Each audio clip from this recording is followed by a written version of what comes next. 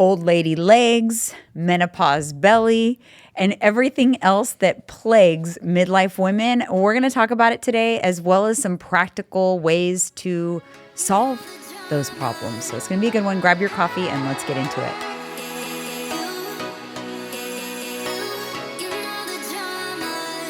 I'm trying not to laugh. Old lady legs. That's my term, and some That is your people term. can kind of be offended by that term a little bit. But I'm sorry. That's just what was my thought when I noticed them. I just thought, oh my God, it's exactly what I said. Oh my God, I have old lady legs. I mean, I'll be real. They're old lady legs. They didn't look like that as teenagers in your 20s.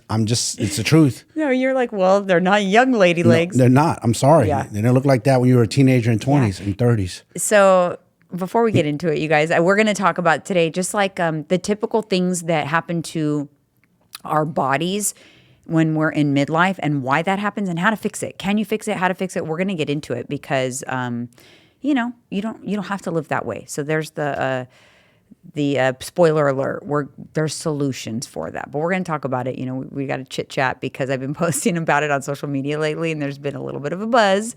So, Oh, yeah. welcome back to Candidly with Coffee. Thank you so much for tuning in. If you have not already subscribed to us here on YouTube, hit that subscribe button. Hit the bell to be notified when we post new. We post new episodes every Monday. And we're also on Apple Podcasts, Spotify, everywhere you get your podcasts. Leave us a 5-star review over there. We'd really appreciate it. Now let's kind of get into it. Before we get into my favorite old lady, I covered them up, so that no one would be looking at them while we're talking. I'm fully covered up. Look at you. No, but I'm just kidding. Anyways, the good news is I don't cover them up anymore. I don't have to. But I do want to share that I'm excited because we took a plunge recently and we bought 2 more e-bikes. Oh, no. Yeah, we're excited about it. We're like big-ass little kids. I know. We excited about e-bikes. Yeah. Like we had 2 e-bikes and love them. But, We have. But, and you guys know, I've actually shared on here, happy to report that I'm back on my e-bike. I'm back on my e-bike. I did pretty good. You got to give me credit. Like I just got, I'm trying not to laugh because that day that happened, I look back and go, what the hell is this girl doing? Yeah. See you off the bike, all flustered, phone and one over here, bike over there, you over here. For those of you who don't know, I fell off my e-bike in February. Not just fell off my e-bike. I got flown off my e-bike because my tire got jammed and I was going pretty fast. And there was a big, you see it. We see now the scene of the crime. Went back and you see the big thing in the street. Little pothole. Yeah, little pothole basically. In the sidewalk, That's what hit my phone to come off and whatnot. But I just laugh when I think about, because I asked you, what did you see when you looked back? And you said I was lying on the ground looking straight up. You were. And I was wondering, what did she do? She was perfect. I looked behind 1 minute, right behind me, next minute, laid out on the floor looking up. It's like, you were like disheveled, just because it took my brain a minute to recalibrate. I didn't know where I was, what happened. I was complete.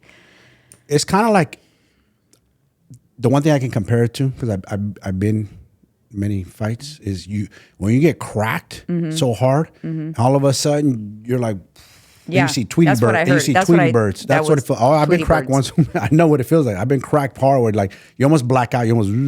That's exactly what it was. The window closes on you. Yeah. So I know you felt that because you hit your head. The first ride back, I was fine. We went a different route. So the first ride that I got back on the bike, we went somewhere else. And I was totally fine. I wasn't too nervous or whatever. But there was one moment on the way back that my whole body seized up. And all of a sudden I'm like, oh my God, I got panicked for a minute. And then I realized why that happened.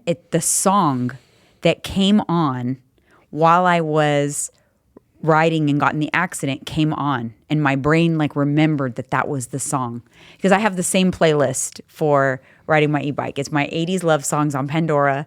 So I listen to the same playlist, and it's like my body remembered the song.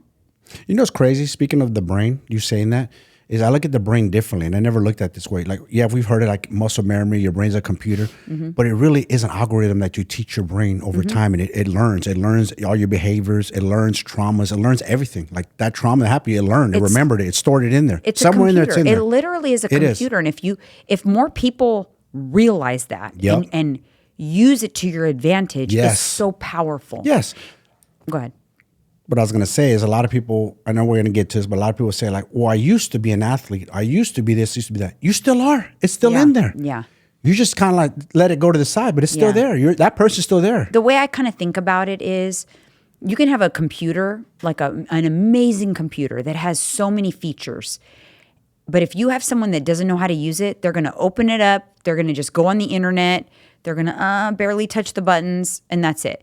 You could have the same computer, but somebody else that knows what they're doing with the computer, they can create magical things with that computer. They can create tons of different things with that computer. Yeah.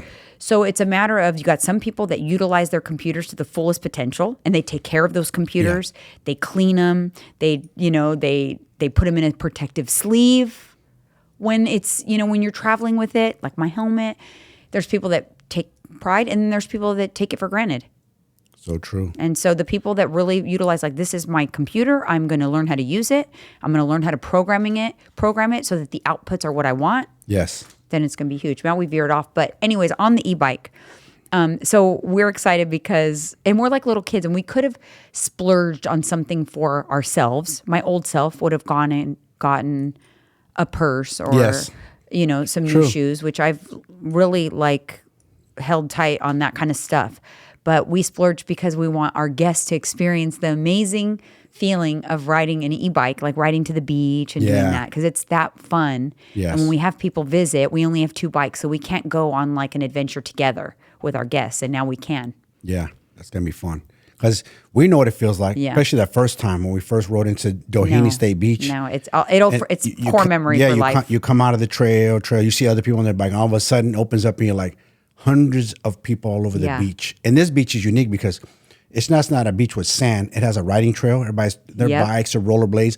And to the right of it is grassy areas with big palm trees and barbecue, and it's packed with people. And there's a cafe. There's live music. Oh. There's the and they're redoing that whole area. If you go further up, the harbor, Dana Point Harbor. Oh yeah.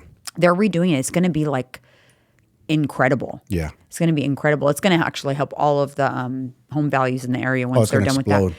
But I remember when I was looking for, our house, and I didn't know where the location was, that I had never heard of it, that we're at.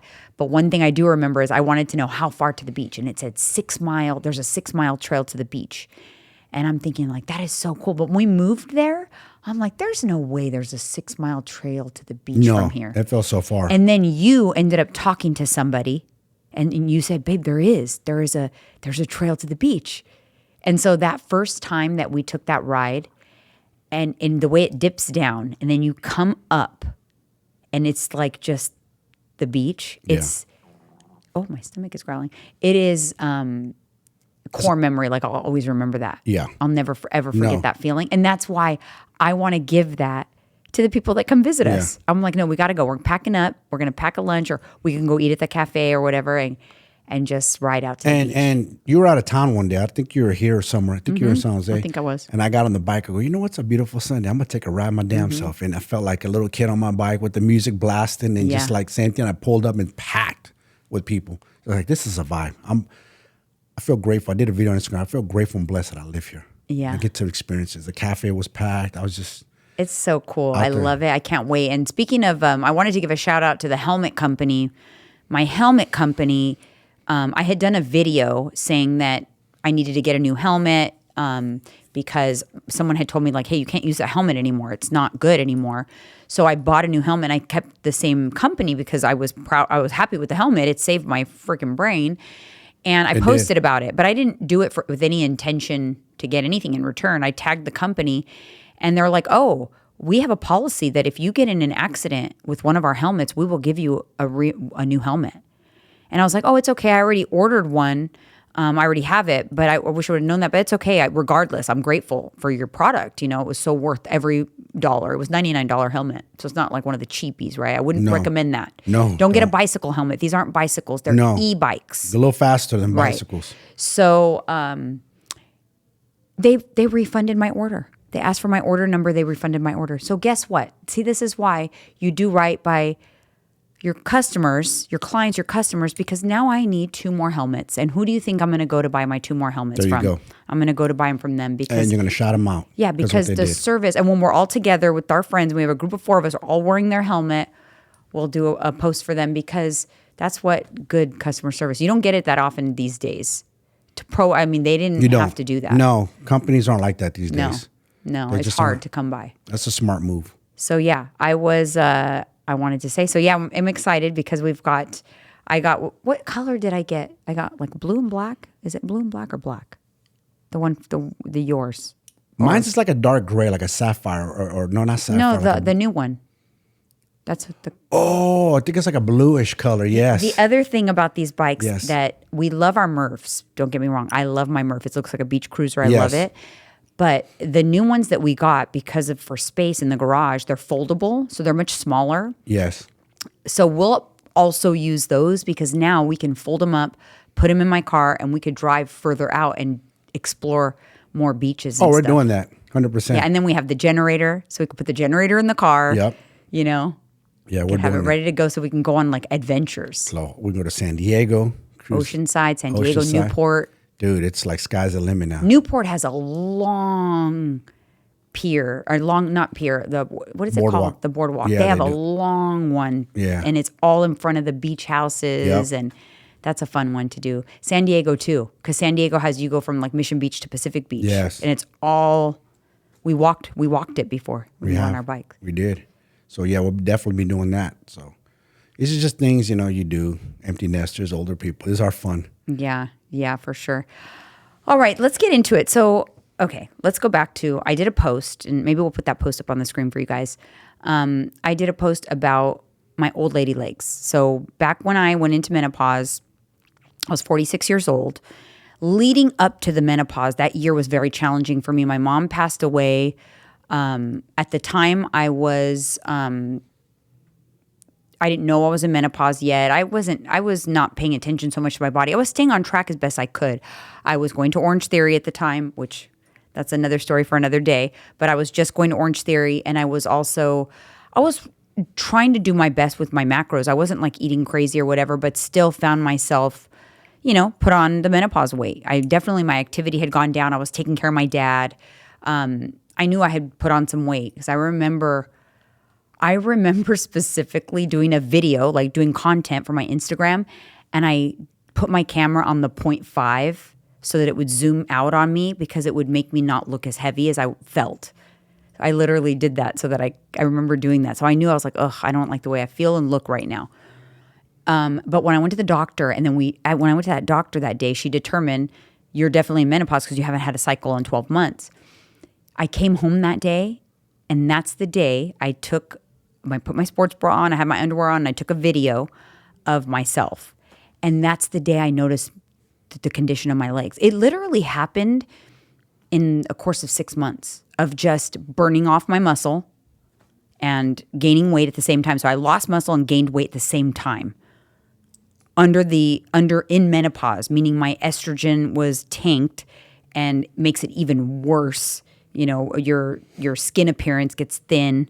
You're more likely to store body fat, and there were my legs. I couldn't believe it. Just like that. I looked at them and I couldn't believe what had happened. How'd you feel in that moment?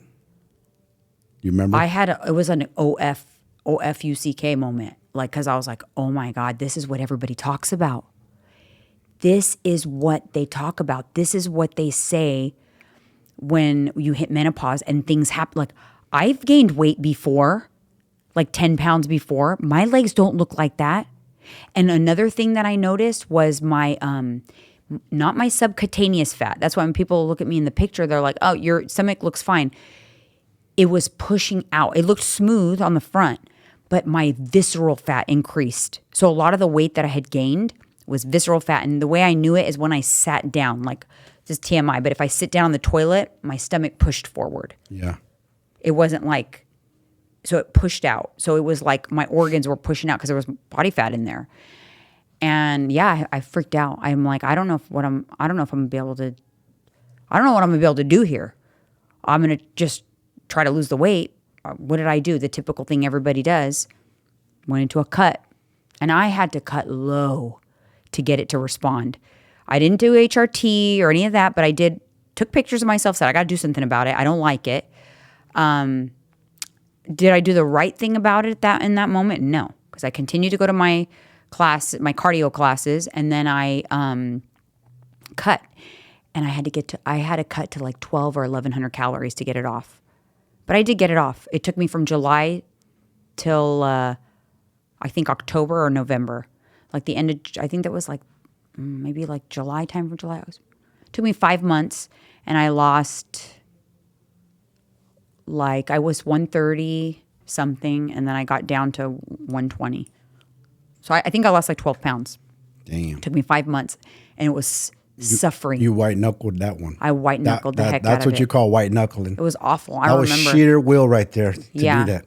And that's why a lot of the women resonate with that post, and they understand. And that's why, you know, they cover their legs up. They don't wear shorts no more. Well, I lost the weight, but here's the problem. The legs stayed. I still had the legs. I wasn't happy with my legs, but I just didn't even want to really like put effort into it. I'm just like, oh well, I'm just gonna deal with it because I feel better. At least I was leaner, and my stomach got better. The visceral fat went away in my stomach. So you can lose weight in menopause. You can lose weight without HRT, because I didn't take HRT to lose that weight. I got on HRT after I had already lost the weight. I started HRT December 1st. Yeah. And you started a little bit after me. Yeah. Yeah. So you can lose it. So that's that. But a lot of women find themselves in that predicament. They say, like, literally, I don't feel like I did anything different. Like, how did this happen? I felt the same way. Yeah. Whatever designed us or made us, that was a flaw. Because it's sad what happens to women, you know, because these emotions you go through, these changes, your body changes, you feel a shell of yourself. Right. It was the perfect storm for me, because was it because my hormones? No, it was the perfect storm of what I was doing. I had stopped strength training. I was taking care of my dad, so I was just taking Orange Theory classes. And I wasn't, because of my hormones, I was not sleeping well. I was already stressed. So my stress levels were through the roof even more. And estrogen dropping makes that even harder to manage. I was drinking alcohol on the weekends to manage my stress. And it was a perfect storm for creating these problems. But many people fall into that. Midlife, that's what midlife is about. You have aging parents. You have kids that are going to college. You have less time to focus on yourself. You're busy working. You're not doing much different, but the little changes are making a difference. Yeah. Your poor sleep is leading you to skip the workouts because you're too tired and you're barely surviving. Usually the workouts go by the wayside. This is what happens, you guys. You're a mom. So you're a mother. You're worried about your children. You put your energy there. You have aging parents. Maybe a parent dies. So all your emotions go into that. You have a husband. You're trying to be present for your husband. Trying to give that energy. Whatever the things you have job, work, stress. So nothing's left for you. So that you look in the mirror like, what happened? Nothing's left for you. That's why you have to prioritize yourself. It's very important that you put yourself at the top of all that. That way you'll be your best version for everything. I know. That's what I always say. But in terms of my legs, so I'll fast forward. I didn't address the legs. I knew that there was still something I was not happy with. And last summer, I finally decided, like, okay, you know what? I'm not happy and I know what to do. It's time to take action on what I know I need to do to get it done. And so that's what I did. So it required, because fixing a situation like that on your legs due to muscle loss and fat gain it's a two-part problem. You can't just diet that away, or it would have worked when I lost the 12 pounds. My legs stayed squishy and soft and with cellulite in the front of my legs. All the way down to my knees, I had the cellulite. So last summer, even at 120 pounds, I had maintained my weight loss that I had lost, the menopause weight, but I didn't actively work to put the muscle back on that I had lost during that period of time. So I couldn't cut them off. I was only 120 pounds. I couldn't just go into a cut. I had to build first. You had to do what you didn't want to do. Isn't that crazy? That weight you did gain? Yeah. That you're like, oh my goodness, now you got to go back in that direction. I had to go again. back to that same weight that I was. It's like I try to just focus on losing the weight, doing it the fast way, get it done, get it off, thought I would feel better. Guess what? I had to go back to the same weight that I was when I first went into menopause. I had to gain all the weight back, but I did it in a strategic way. Yeah. This is exactly what we do in our coaching program called the Elite Phases System. I put myself through my own program, you guys. Yep. It is our coaching program. It is unique because I put, our coaching staff, we put people in and out of phases based on where they're at, metabolically, where they're at in their life, hormonally, and what your goals are and what it is that you want to fix, what it is that you're not happy with. We put you in and out of phases to get you to where you want to be. This is our Elite Phases system. If you are interested in seeing how our program might work for you, scan the QR code up on the screen. You will have a consultation with my daughter. She will go over your application and she'll tell you exactly what to expect in our program, and you can see if we're a fit. So if you have old lady legs or a menopause belly that you're struggling with, scan the QR code and we'll see how we can help. So I put myself through my own program, basically, and I went into the build phase. I knew exactly where I was at. I knew that I wanted to, not only did I wanted to shed some body fat. I knew I had about 10 pounds of body fat I wanted to get off to achieve what I wanted to be at my 50th birthday. I was 49, halfway to 50. And I went into a build for 4 months. And ironically, I had to get to the same weight that I was when I was first in menopause. But it was different because I went from 120 to 130. Did I go 132 or 130.2? I think I was 130.2. So I didn't get to 132, but 130.2. And, but I did that in a way I strategically added calories over the course of 4 months, slowly, strategically. And I worked my ass off in the gym 4 days a week, 2 leg days. The thing I hated the most, I hated leg days. I used to skip them all the time. I recommend that actually. 2 leg days? Yeah, 100%. Yeah. If your legs aren't strong and then you work and you're trying to build them to offset that, you got to 2 days. Just spread it out. 2. Like a Monday and a Thursday, but 2 leg days, just a must. I know, and I hated legs, but I did 2 leg days. It's like the thing that you're avoiding is probably the thing that you need to be doing. Yes, always. People know what they're avoiding. They know what they need to do. Yeah, they know. Just don't want to do it. I knew deep down what I needed to do, and I knew I wasn't happy. And I just told myself, you know what? This is the last summer that I'm going to be unhappy with these damn legs. I'm going to get them back to where they were when I was 35, when I competed. I'm going to get them back to that. Yeah. And I committed and I took action. And when did you start that build again? July. What exactly? July when? It was the beginning of July. Isn't it crazy? We're almost July. It's almost been a year. It was 4 months, July 1st. But I'm saying how fast the time went. Yeah. Like people need to realize, like, so what? Even if you have to do it for 6 months, just do it. It goes by quick. Yeah. And then slowly start doing your cut. See what's under there. Yeah, so that's the build phase, right? And so when I have a client come in and they're like, well, what do I need to know what I need to do. If you haven't already done at least 6 months of progressive overload training before, and you're not already genetically predisposed to have lean muscle on your body, good amount of muscle, and I can tell by looking at you, you got to do a build. So you got to stabilize first, which is our first phase. You stabilize, then you got to build. Now, if not everybody goes in and out of the same phases at the same time frame, right? I might have someone that maybe they did CrossFit for like 10 years. So they got a good amount of muscle, but they've also got body fat. Yeah. After stabilization, they might be ready to go into a cut. Like, you know what? You got a lot of muscle on your body. Let's just cut and see it. Let's see what you got. See what you're working with. Yep. They can go stabilization, cut. Most people do stabilization or build, stabilization or recomp. Depending on where they're at.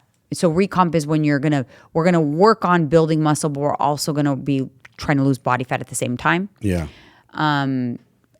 You can go in and out of these phases. Another phase being maintenance. Nobody gets to maintenance for some reason. Like you gotta master that shit. That's where you're gonna live most of your life. The phase that you're gonna live the most of your life, you don't do it with your coach. You're like, oh, I'm good, coach. I'm in maintenance now. Yeah, you need me the most. You got to master. Maintenance is hard to master. People can't hold on to that. A lot of people can lose the weight. It's tough. Which is, yes, it's hard, but it's not the hardest. Holding on to it is way harder. Yeah. And so kind of like recomp and maintenance is interesting. Maintenance is where you go when you don't want to lose any more body fat, but you still will continue to build muscle. Yes. Recomp is where, you know what, I still want to squeeze off a little more body fat, but I also want to build muscle. So the body fat, very slow loss on body fat, and you're still, so you're still building muscle on recomp. But But maintenance, you continue to improve forever. You do. And that's the, a lot of people don't know what that's called, but that's the Goldilocks zone. That's where you want to be. Yeah. That is, once you master yourself and you get into that zone, like you're kind of in that zone. You're still eating a lot of calories. I would feel I'm not, my intention originally was going to maintenance, but I kind of like inadvertently ended up in a place where I'm more of recomping now because I'm still getting a little leaner. Yeah. So I'm recomping because true maintenance, I could probably bump up my calories a little more to stop the body fat, to not get any leaner but I'm losing probably ever so slightly. I could tell by my pictures that I'm getting leaner. So I'm more of like in a recomp, but recomp and maintenance kind of interchangeable. Just depends on your goals and where you're at. But you can definitely, in the menopause belly, it's just weight gain. It's just weight gain. And when you gain weight, when the hormonal environment is menopause, your body is more likely to store it in the abdomen. And if you've never been that way before, you've maybe gained it in your lower body or whatever, that might be new to you. It doesn't cause, per se, more fat gain. It's more of like the symptoms you're not managing led to more weight gain. But you can get it off with a calorie deficit too. So getting into stabilization and then going into a cut, you could get that off. That was the easier part. The legs was a little harder because it requires the building. With the abdomen, belly fat, it's just fat. Fat's easy. Easy. Fat loss is the easy part. People give it too much power. The build, you got to be more dedicated. And you got to eat. Action. You ate. I had just high as to like 2,600 calories. And you got to delay gratification. Yes. Because you're not going to see the fruits of your labor for a while. Nope. All right, you guys. You might have things that bother you, but the message here is you can fix them. You just got to be willing to take action. That's it. That's all you got to do. I'll see you on the next one.